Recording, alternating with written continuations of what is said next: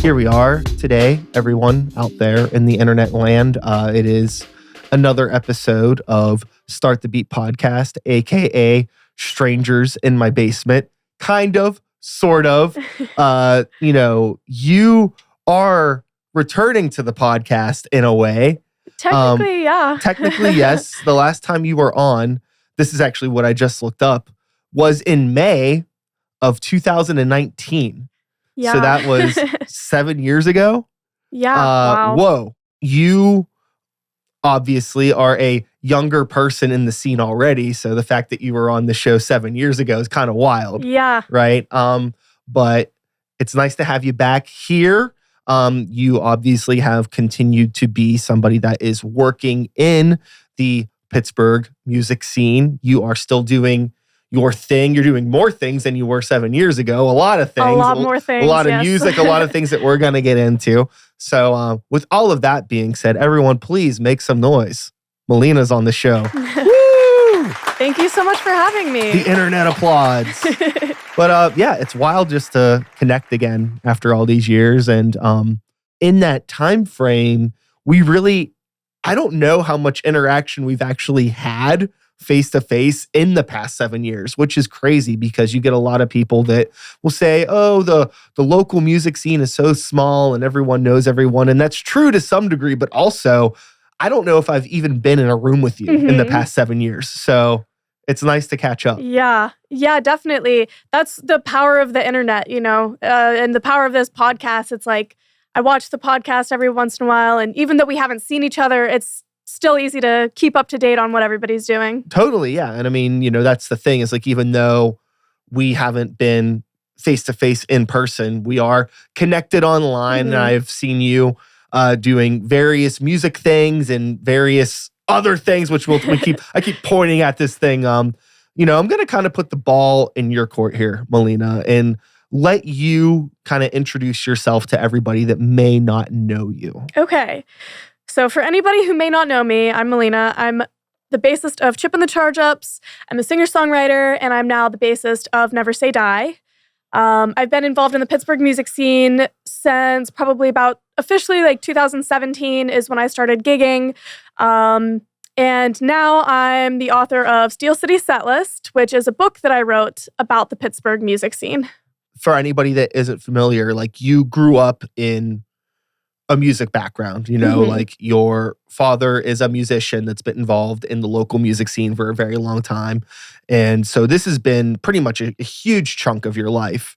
It's interesting because I feel like there's one or two ways that could go. Like either you could turn tail and run super far away, like, I don't want to do anything that, my dad does or my family does.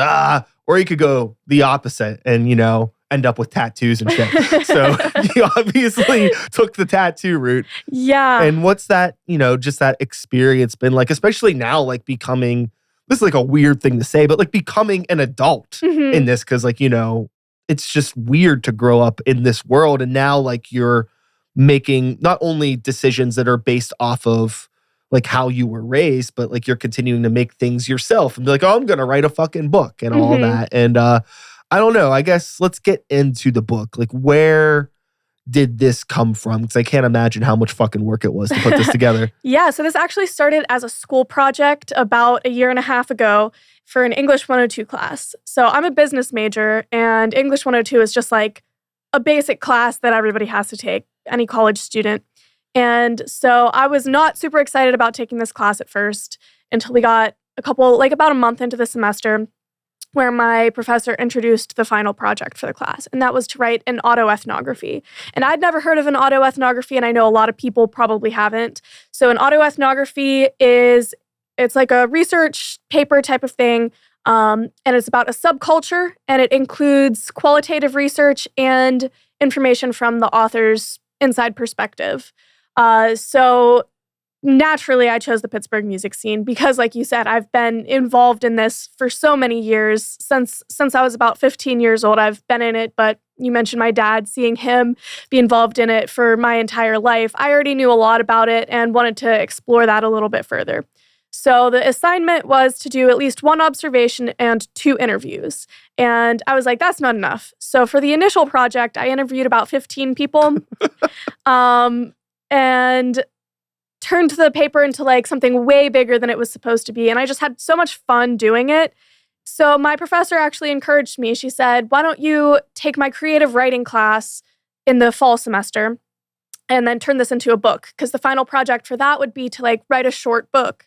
And I like jumped on that immediately. And so even over the summer, I did a lot more of the observations and the interviews for the book, including like Millvale Music Festival and other festivals like that, doing my firsthand accounts of that. And I ended up interviewing over 30 people for the book across a bunch of different genres in the music scene, people that I had met in person before, people that I had never spoken to in my life, to really try to get as much perspective as I could. Yeah. My next question was actually going to be just regarding the book. I'm curious, before this book happened, did you think that you were in a bubble, or did you like maybe start to realize that maybe you were in a bubble through the course of like putting this book together in any way? Yeah, definitely. And that's one of the things that I brought up in the book a lot, is that there's different like niches or sub-scenes within the greater Pittsburgh music scene that maybe somebody from the outside or somebody who's not as involved can see. So like I'm playing a lot of the same venues all the time, and there's still a bunch of places that I haven't gotten to play just because there's not as much awareness of it. But I think definitely through the research of this book is where I really realized just how many different parts of the music scene there are, and how many different perspectives there are. So I was definitely aware that there was those different like bubbles, but I was not aware of just how many there were. Sure. There are a lot of different communities in this music scene. And even to this day, I still find out about bubbles of communities just from doing the podcast that I would never be connected to. Because I think it's like a very romantic idea to want to be as connected as possible. Mm-hmm. But unfortunately, I am still a physical being that can only be in one geographical location at a time. So I miss out on a lot of stuff, but doing something like this show, or maybe putting something together like this book, I think can really help you in a way kind of be forced to engage with things outside of what you're doing. Because I mean, outside of even just going to a show or trying to connect with new people, you're also an artist yourself that is playing in multiple projects, helping contribute creative ideas to those projects, and putting all of the work into this book, making new connections with people, reestablishing connections with people that you had made before. Had you come across anything that maybe made you reevaluate the way that you not necessarily look at the scene, but look at yourself as a contributor to art? Before this book? After the book. After the book. Oh, absolutely. That's the very last chapter of the book is called New Perspective. And it was just pretty much that exactly, like how I reevaluated my place in the scene and what we can all do to help out a little bit. Because through a lot of the interviews I did and just posting on Facebook, asking people like, just send me your opinion on the Pittsburgh music scene, you realize that there's a lot of people who don't even try to go out and look and see what there is to see. Like I was getting a lot of messages, oh, the Pittsburgh music scene sucks. Nobody likes rock music. Nobody goes to shows. And then it made me start to think, well, I know that's not true because I go to shows. And so it made me start to think of myself rather than just being a musician, but being a supporter. And it made me really think about why I am involved in the scene in the first place. The reason that I play music or write music is because I love music, is because I love listening to music and I love being a fan of music. So if I can take that energy, being a fan, and apply that into the Pittsburgh music scene, like, why wouldn't I? Yeah. It's really easy to be negative. It's actually, unfortunately, very easy to be negative. And I wish our brains were wired the opposite way. I don't know why it's so hard for a person to just tap into kindness. So I think it's hard to be vulnerable at times. I think in order to be kind, you kind of got to let go of ego a bit and realize that maybe you're not right about everything all the time, and take the time to understand different people's perspectives and places in the world. It's a difficult thing to do, but it doesn't mean that we shouldn't try. And with, those sort of negative comments that you get from people, whether they be in bands or not, I've heard the same things for years, but it's like, nobody wants to be around somebody that's in a bad mood. So maybe nobody's going to your shows because you're grumpy. Maybe if you were a little bit more welcoming and considerate of what type of community you're actually trying to build, what are you trying to cultivate and why, and who are you trying to get to come out to your shows? I think a lot of people just kind of expect things to happen. And it doesn't really work that way. You really are only going to get what you put in at the end of the day. Yeah, absolutely. And that's one thing that is one of the biggest conclusions that I drew in the book. I hear a lot of people say, well, why would I go out to see this band if they've never come to see me? And it's like, well, how are they going to know to come to see you if you don't go there, go see them and go make those connections? And it's the whole Pittsburgh music scene should be about making connections, meeting new people, putting yourself out there, because it's never going to happen where you make music, you don't talk to people about it, and then everybody's just going to come to your show and come see you without making those connections and that networking. I think it's actually a really healthy thing as a creative, and maybe even just a human being in general, to not only to take chances on new things. That's not a negative thing. That's a very positive thing. Take chances. But where the negativity kind of comes in is that sometimes if I am seeing new bands and it's not good, that's actually kind of exciting in a way, because it's like now I have to reckon with myself in regards to, I don't like this. What don't I like about it? Why don't I like it? Are these things that I do? Is this how I behave? Do I talk like that between songs? Do I take that long to get my fucking stuff off stage? Whatever it may be, it's like, if you are an active member of a music scene or whatever, going to these events in a way, you can look at it as it's just fun, or you could be like business minded, it's networking, or it could also be educational. Like you're at class in a way, these are lessons to learn, and you can learn just as much from something that you hate as something that you love. Yeah, absolutely.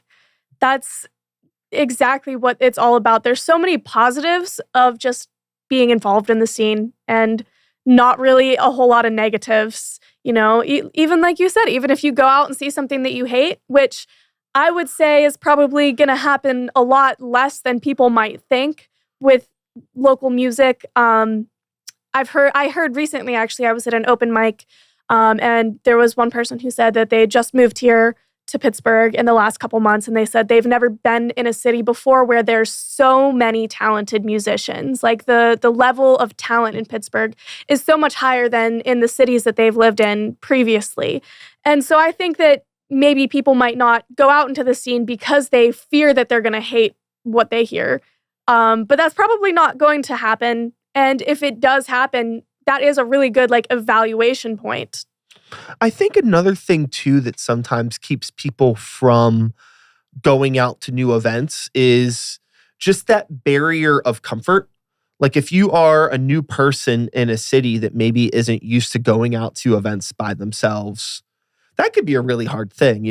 I'm a freak. I'll go to a movie by myself. I'll go to goddamn Disney World by myself if I can. I don't care. But I think for a lot of people, they need to have that anchor of something in order to feel like they belong there.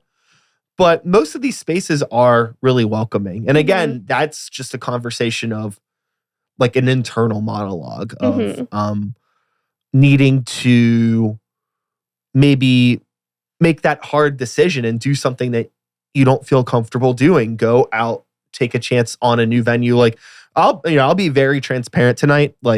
About tonight. So it is a Friday when we're recording. I normally have events and things on Friday. I don't have fucking anything going on tonight. I'm looking around at like all of the concert calendars. I have like a bookmark with all of the venues so I could check. And it's like, I don't know like any of these bands that are playing. I don't know what to do, but I feel like I should go do something, but I just don't know like what to do. So even me, like in this position that I'm at, having a podcast that I've done forever, playing in 1,000 bands and knowing all these people, even I still feel uncomfortable sometimes about going out. Yeah, I know what you mean. And there's always something going on too. And that's one of the things that I love about Pittsburgh is that there is a lot of that cross-pollination too. So maybe you only know one band on a lineup and then you go see that show. Now you know 5 of those bands. Yeah. But I just want to say, I'll throw this out there. If there's anybody out there who wants to go to a local show and doesn't want to go alone, just message me. I'm always down to go to a show. I have a handful of friends who also go. Like, come join my group, Definitely. There's the fun side of being in a band, which is all of the community stuff and being creative, working on songs, playing shows, seeing people building. That's fun. But there is the other side of things, which I think that maybe we could really get into this with the book even more, because it's like now you have a physical thing that exists. And now we need to try to tell people about this thing and get people to engage with and care and show some level of interest in this thing that I made. Yeah. So, and this is something that isn't necessarily new to you because you've been playing in bands that have released music over time. You've played so many shows where you got to get people to come out. Maybe you got to sell tickets, blah, blah, blah, blah. Now you're trying to sell a book. What is like the general blanket level of just like the business side of being a creative? How does that affect you as a human being? I love the business side. I am someone who loves the business side of everything. Like anything I'm interested in, I always want to know like what supports it, what is the foundation that's holding it up. I am a business major, so I'm always really interested in that. But yeah, this is definitely different than trying to sell music because it is a physical thing and you can't just go stream it for free. So a lot of that has just been promoting through social media. I have a documentary that I made that goes along with the book, kind of. There's 9 interviews in the documentary to try to promote the book. I'm just hoping that if people are interested in the Pittsburgh music scene, if they're a fan and wanting to get involved in it, if they're a band that wants to learn more or wants any tips or advice, then this is the book to read. Or if you just love books, I've had a lot of people who don't even live in Pittsburgh who just love to read, who want to read it. Hell yeah. It's unfortunate in the present because I think basically the more time that passes, I think the more value there's going to be on this because it's kind of like a cultural footstamp in a way of like what's going on now. So like you can read this book and learn more about what's going on now. But I feel like, especially when it comes to like people that are doing like reading and research, it's like almost like the information in there is going to be so much more valuable 10, 20 years from now when people are like, what were things like then? It's cool that there's like a documented sort of physical piece to, I don't know, tell that one small story of many. So it's definitely very time specific within the bands and venues mentioned, but it does center around the community and the institution more than just the current bands that are active in the scene. I think like an underground arts community, it is very volatile in a way because things are changing and moving so much. And a lot of people were just like, nobody's like really making a living from this. So everybody is basically just contributing what they can in their free time. But, and like in this, I think a lot of people are also finding themselves and experimenting in terms of like what types of bands do they want to be in or what types of other musicians do they work well with or don't work well with. And that's why you get so many bands that may only exist for 5 or 6 months, or you get these venues that pop up and then just realize that the only way to really have a successful venue is if you actually have a bar, unfortunately, and, not a venue. But that's a whole nother can of worms that I'm not qualified to get into. And like I said, this doesn't even really go into the bands or things. I interviewed a lot of people, and all the topics were surrounding their experiences in the music scene rather than their experiences in their individual bands. Yes. So a lot of the topics that I talk about, even though, like, for example, Mike with Old Neon, it doesn't really go into what Old Neon was actively doing at that time when I interviewed him, but it does go into the experiences that they've had, like the positive reactions, negative reactions, festivals, things like that. And basically, I'll give everybody a little spoiler here. He talked a little bit about how, Old Neon obviously was one of the larger bands in Pittsburgh, and they have a ton of people who love them. I'm one of the fans. I loved Old Neon. But he talked a lot about how when they started doing drag shows, they started getting a lot of hate online. There's like a lot of bigotry surrounding that style of music where maybe people don't think that drag performances are okay to be in a rock show, which I think that what Old Neon did was something that was very unique and does really help to bring to light that community, the drag community that isn't really involved in the rock scene.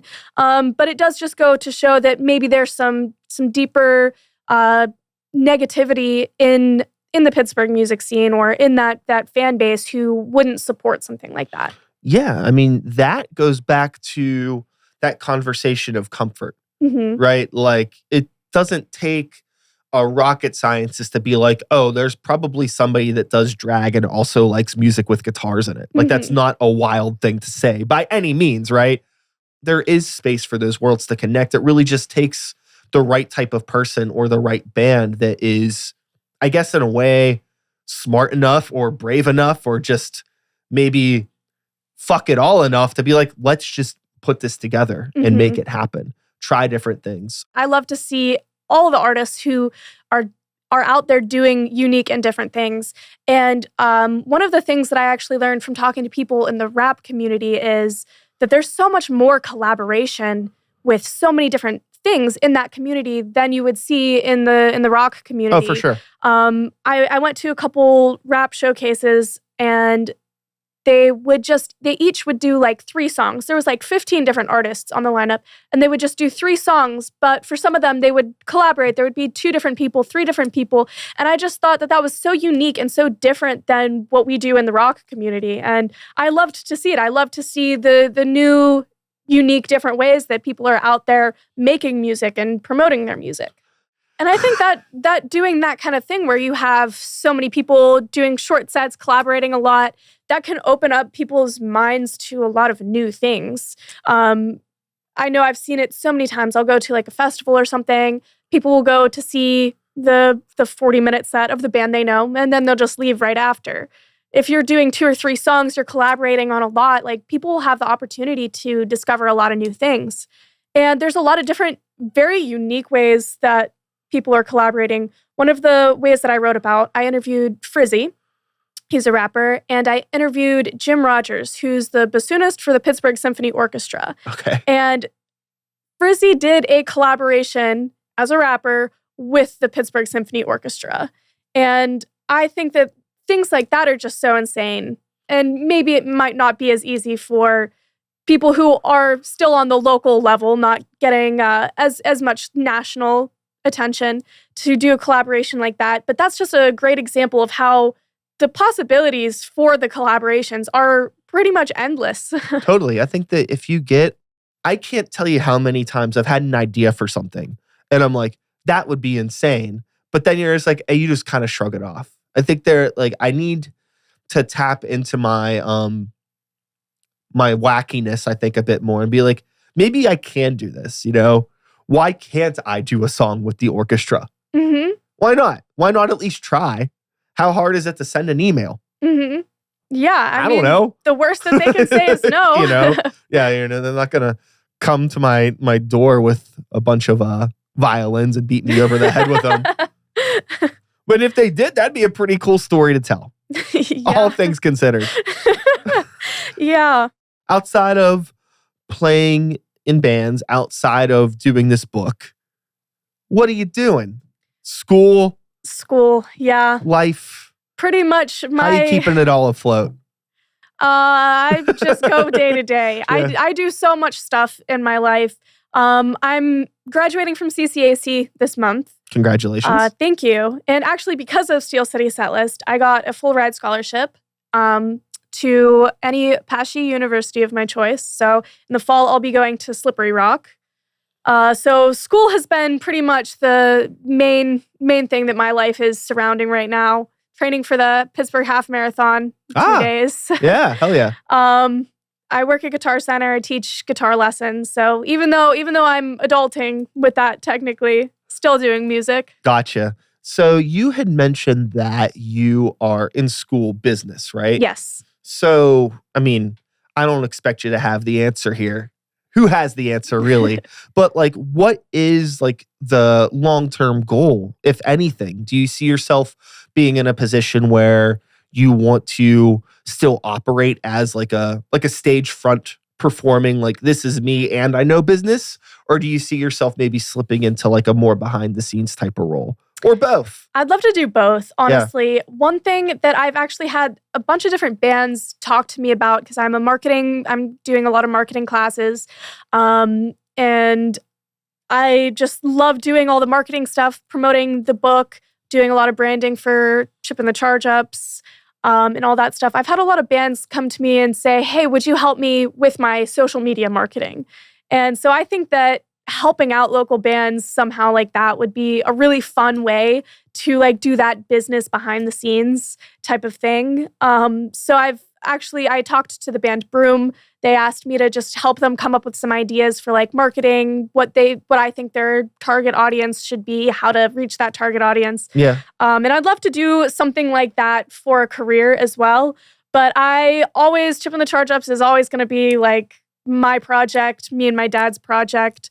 My dad has a business degree. He's going back for a law degree currently. And our drummer Nolan actually has a business degree from Slippery Rock, the same degree that I'll be getting. So we're all very business-minded people, even as performers. Yeah. And we're always just trying to think of things from that business aspect, combining the business and the creativity. So you think that the goal to like ultimately is to hopefully stay within some realm of entertainment? Yeah, I would absolutely love that. Yeah. Now going back to the music side of things, what are you working on like actively right now outside of the book? Because now that I imagine this was a very distracting sidestep trying to get all this together, but it exists. Here it is. It's done. Mm-hmm. What are you doing now? Yeah, so Chip and the Charge Ups, we are working on our 5th album, and it'll be out in September. This is going to be something a little bit new, so I won't give too many spoilers, but I will just say that this is the first album that we are all kind of contributing our individual ideas and combining them together rather than just like my dad writes a song and then there's the song, or I write a song and then there's the song. We all really work together. We all kind of put in a lot of teamwork of this and took a different approach to writing this album as compared to the last couple albums that we've done. For sure. So with that being said, I'm really curious, like, in regards to like what and who Maleena is as a musical identity, because I know that you do release solo music. Yes. But I'm curious even like how much of that is like a full representative of like what you may want to do as a musician. My personal music is kind of all over the place. Yeah. So if anybody's listened to one of my songs, you'll find a song that's completely different. And I think that's just very representative of me in the way of like, I don't want to be bound down by like any one specific thing. And with my personal music, I'm just doing that for fun. As a lot of us are, With Chip and the Charge Ups, I definitely want to like push that. I want that to be like, this is the band that I want people to hear. But for my personal music, that's just an expression of whatever I'm feeling in the moment. So it started out, I had a singer-songwriter album, very like chill, mellow vibes. And then the second album that I put out 2 years later is like, got hardcore punk songs on it that I wrote. And then the third album is kind of a little bit of a mix. It's like a singer-songwriter, but with a lot of rock influence. And I've put out a ton of different singles and a ton of different genres throughout the time. Most recently, I did like a little release series over the summer. I did one song every 3 weeks for my whole summer break.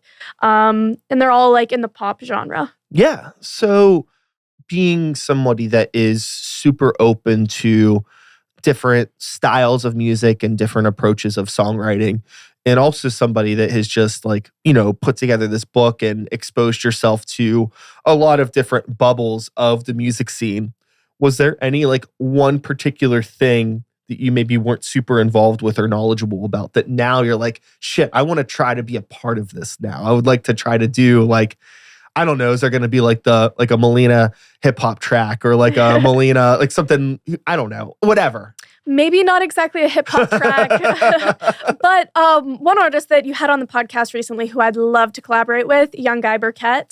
I met him very recently. I've seen him a couple times. I think he's just an insanely talented artist, and that's definitely like outside of the realm of anything I've done before. Sure, it's like more like pop focused in a way. Yeah. So I would love to collaborate with him or do something like that. Or I would love to even get into more of the heavier rock music as well. Like I said, I have one like hardcore punk album that I did, and I'd love to, or there's a couple tracks on there that are the hardcore punk songs, and I'd love to like really dive into more of like maybe the metal stuff from a lot of the metal bands that I've seen, and maybe collaborate with some of those people. Hell yeah. Are you playing Millville Music Fest at all? Yes, I'm doing my acoustic Maleena set at 1:40, and then Chip and the Charge Ups are on Saturday? Yes, on Saturday. Yeah. So the same day, Saturday, Chip and the Charge Ups are at 6 o'clock on the Mr. Small's Butler Street stage. So that's the outside stage right next to Mr. Small's. Nice. How do you feel about the two sets in one day chaos? Think you're ready for it?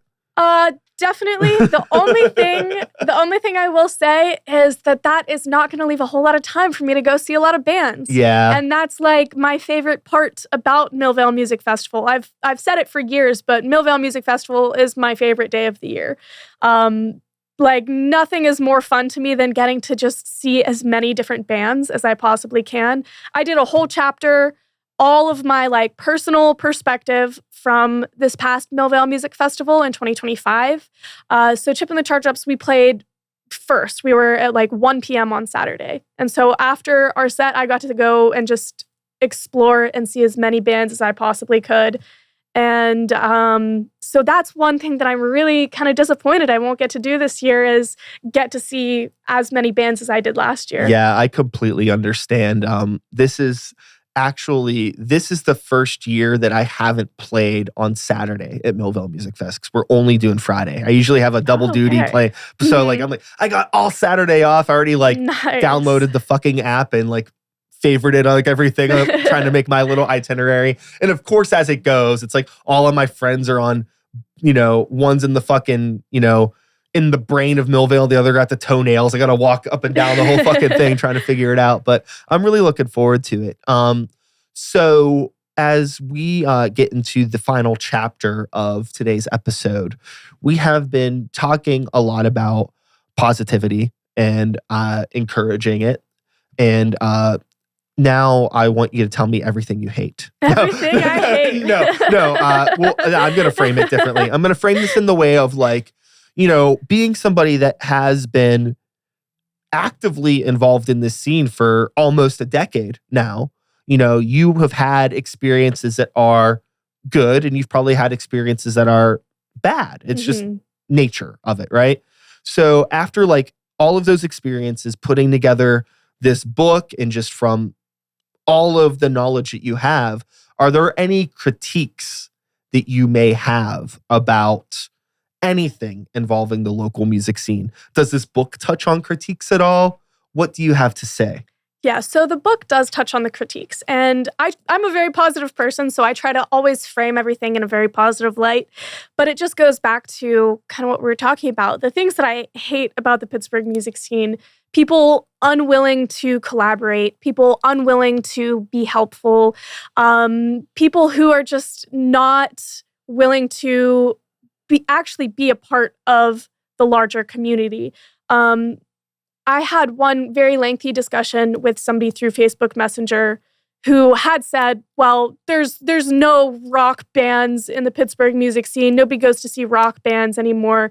And I was like, that's just simply not true. And even despite me like listing bands, sending links, there's still just so much of a resistance to actually wanting to go and listen to these bands or go and check out these bands, because these people do live in their own bubble of, oh, nobody comes to see me, nobody supports my music, so there must be no support out there. Yeah. And because they believe that there's no support out there, they're not going out and supporting in return. My least favorite mentality is well, I'll support you if you support me first. Because if everybody has that mentality in the Pittsburgh music scene, then nobody's going to go see each other. But what I've found, and this is how I do spin it in a positive light, is when you do go support somebody that hasn't supported you, they're going to come support you right back. I talk about there was one show that Chip and the Charge Ups played in November, which was, I had literally just gone to 10 different shows, the couple in the 2 weeks before this show, and like five or six different people from different bands. I actually even more than that, because the entire band Broom came to that show. But we had probably 4 different bands who had members who came to that show because I had gone to see them the previous couple weeks. And those are people maybe who hadn't come to see Chip and the Charge Ups before, but I went to see them, I supported them, and they came back to support me.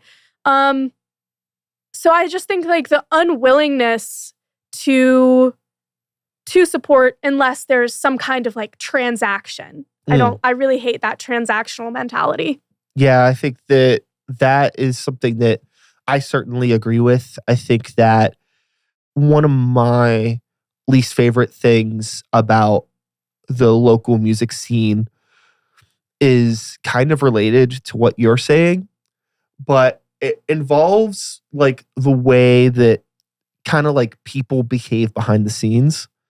A lot of people kind of act like they're nice and act like they don't talk shit, but they do. And it kind of bums me out because it's you might have a good reason to like or not like somebody.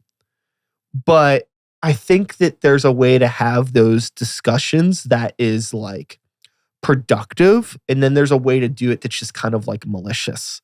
And there's so much unnecessary malice that I hear sometimes behind the scenes when people are talking about each other. And it's just kind of who the fuck do any of us think we are? Mm-hmm. We're all playing the same stages. We're all a part of the same community. Sure, maybe that person's a dick, but you're also kind of being a dick in your own way.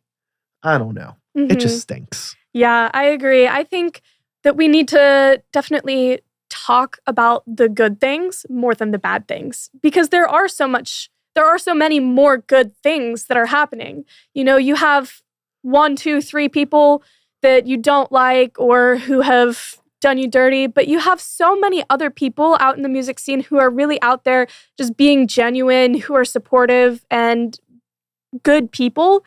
And we can't just focus on the handful of people who are negative or not productive and really focus on the people who are. I don't think that we do talk enough about that, the people who are supportive. It's one of those things that over time, the truth kind of comes out in its own way, right? These people that may claim to be martyrs or supporters of the scene at large, it's okay, it's a lot of talk, but now a lot of years have passed and I realized that like I haven't seen you anywhere outside of this one venue. I haven't seen your band on any bill outside of with these other 3 bands. Mm-hmm. And it's like, okay, I guess if you just want to have your like little community of grump over there, I'm glad that I see it. And Mm-hmm. I'm not going to interact with that. Exactly. And nobody ever gets ahead by being mean or being negative. Like I said, you know, you will get so many more people supporting you if you go out and support them. You'll get so many more people who care about what you do if you are being friendly, being a nice person, like really trying to make friends with people. The people who are negative, who are saying and doing negative things, they're not going to get as much attention. You get a lot of like opportunities as an artist to, you know, play different events with different bands and things like that. From your experience, do you feel like there's anything that like up and coming artists or maybe even established artists, things that they should maybe possibly try to avoid from your perspective? So we're kind of talking about this like, fuck it, try everything, but obviously you shouldn't try everything, you know? Do you think there's anything that may be like a bad idea from your perspective? Like a bad idea of how to get Of attention? how to like either like how to like market yourself or like maybe like a type of event you should play or like a venue you should play or I don't know. It's like it's a very broad question. Mm-hmm. But like I think the easy question is like, what do you think you should avoid as an artist or a band if you're trying to steer towards like a realm of like positivity and growth? I don't know. Something to avoid. I'm not sure about what to avoid. I know things that I can say a lot about in this book. Festivals. I have a whole chapter about festivals. Definitely want to play festivals, get on those. Local openers. If you have the opportunity to open up for a touring band, that's something that you should take. And networking. Things to avoid though. That's a harder one. One thing that I think should be avoided, I'm not sure if it's really super dangerous or like bad for your band, but I would love to see if people stopped playing with just the same couple bands. I think that that's one way that you really can, like that's an untapped market. Like I said, if you play on a lineup with a couple bands that you haven't played with before, those people who came to see them, they're now going to hear you. And then you go play another place. There's more bands. So I think one thing to avoid is definitely just sticking with what you know and sticking with the people that you know and your friends and try to explore and get out there and see what else is out there. Absolutely. I think that you get into a very easy, I mean, those bubbles happen, and then you feel like nothing's going on. I think that as a local musician, there is a way to really maximize your potential for exposure if you're willing to not only play with different bands, but play in different venues and all of this sort of stuff and be mindful of like, when's the last time I played with this band? When's the last time I played at this venue? And it's like, hey, you know, let's make up a band name here. Like Black Hat Soup. That's a band. Sure. It's like, we just played with Black Hat Soup, you know, 2 months ago. And it's like, look, Jeff, Tammy, Sarah, I love you guys. I love Black Hat Soup. You're one of my favorites, but we just played together. So let's think about maybe playing together next year. And I know that's a bummer, but how about you go play, you know, with a half dozen other bands. We'll play with a half dozen totally different bands, make a bunch of new fans. And then the next time that we do play together, we have all of these new people that we can kind of bring as a result of that exploration and bringing things out there. Yeah, absolutely. With, you know, you being your own human being, you are your own creature on this beautiful earth that we live on, right? How much of yourself as Maleena, the human being, do you try to maybe keep outside of the art, if at all? Like, do you find like yourself there being like parts of yourself that are just like, that's for me, and I'm not going to put that out there into the creative world. I don't want to promote myself as my full person. Or, are you like, fuck it, this is 1000% me? Like, how do you engage with that yin and yang of being a human being and an artist? My art is 1000% me. Yeah. There's no like separation, whether it's my music, whether it's the book. I'm a person who wears my heart on my sleeve. Everything that I write, all the songs that I've written, even though they're very different, is just a very clear reflection of who I was at that time, how I was feeling, what I was doing. And I'm very honest. I don't try to hide any parts of myself. I want who I am to be on display for everything I do. Yeah. So, with all of that being said, before we wrap up today's episode, is there anything else that you want these lovely people of the internet to know about Maleena that we haven't touched on today? Maybe not. Am I missing anything? No, there's there's a lot. But I just want, if I can tell everybody to please check out this book. Of course, if you do want to know my heart and soul and everything that I'm doing in the scene and everything that I care about and love in the music scene, it is all in this book. They're available on my website, musicbymaleena.com. And even if you don't want to know anything about me and you want to know stuff about the Pittsburgh music scene, that's also all in here. So the way that I have it written, I have pages that have black text like that. And then I have pages that have purple text like this. The purple text is all like my personal perspectives and my personal experiences. And the black is the qualitative research. So there's a little bit for everybody, people who want to know me, people who don't. Gotcha. Well, Maleena, thank you so much for coming by today. It was nice to catch up. Yeah, thank you so much for having me. Of course. I will probably see you at Millville Music Festival at some point in time. Yes, absolutely. For sure. And I guess, with all of that being said, that's all, folks. One more time. Maleena, make some noise. Yay! I'll be back again next week. Same time, same place, same channel. You know the drill. My name is Brian Sykes-Howe. Start the Beat is the podcast. 2026 is the year. Holy smokes. Time flies. And until next time, take care of yourself. Take care of the people around you. Peace out. We did it. That was a podcast. Yeah. Woo. Awesome. Cool. Great. Woo.